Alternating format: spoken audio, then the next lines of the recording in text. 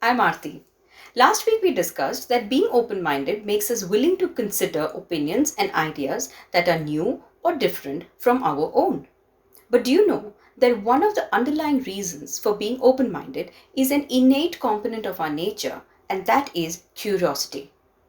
At the very outset, let's be clear that curiosity can be easily construed as an intrusion or simply being nosy in others' affairs or engaging in gossip. So let's not fall for the curiosity killed the cat syndrome. Instead, let's look at curiosity in a positive way.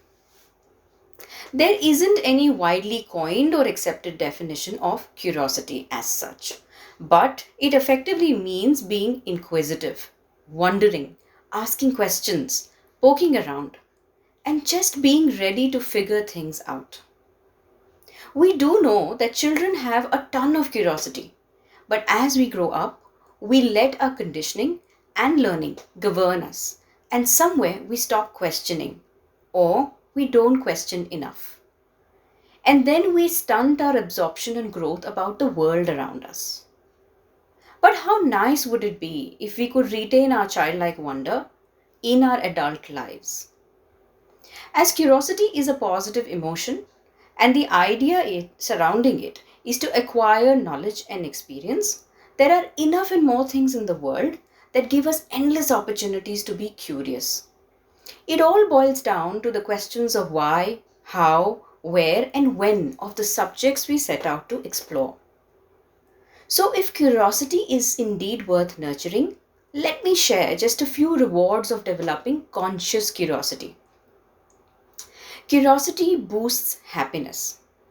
When we come across new events and experiences, our brains release feel good chemicals called dopamine, and that further leads into our eagerness to explore. And when we explore, we get attuned to an ever changing environment.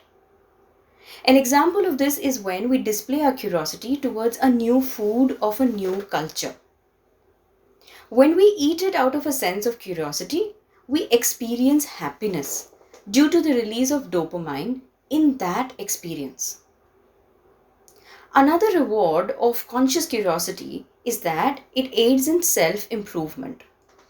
If we are curious, we engage more in our tasks and responsibilities. Active engagement and wanting to know the reason behind things leads us to deep dive to find the answers. In finding the answers, we take different pathways and go to different places. And therefore, such satisfaction enhances our knowledge, our experience, and overall enthusiasm towards future personal growth. Curiosity strengthens relationships, and that's the third one that I want to talk about as a reward. When we are curious about people's lives, especially when we want to help, we convey positive vibes. In being genuinely curious, we appear warmer to the other person. We then constantly work on our ability to be supportive and earn the trust of others. For example, a coach looks beyond his or her own beliefs, is curious about a coachee's challenges, asks questions, and listens intently. This empathetic curiosity helps strengthen a coach and a coachee's relationship and allows the coach to navigate the coachee towards their goals.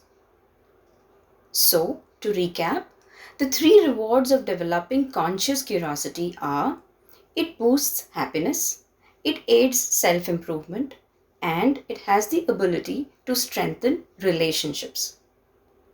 I highly recommend being curious and retaining that childlike ability to absorb more. So, will you now explore your power of curiosity in different ways? Starting with number one, don't assume you know everything. Let's say you go find out the key differences between a Hollywood and a British film to fan your curiosity.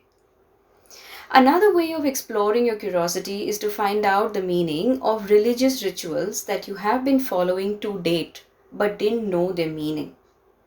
And lastly, you may also Run an exercise on curiosity with your children and explore what makes the dough rise, or simply how did that sauce or the seasoning make the pasta so tasty.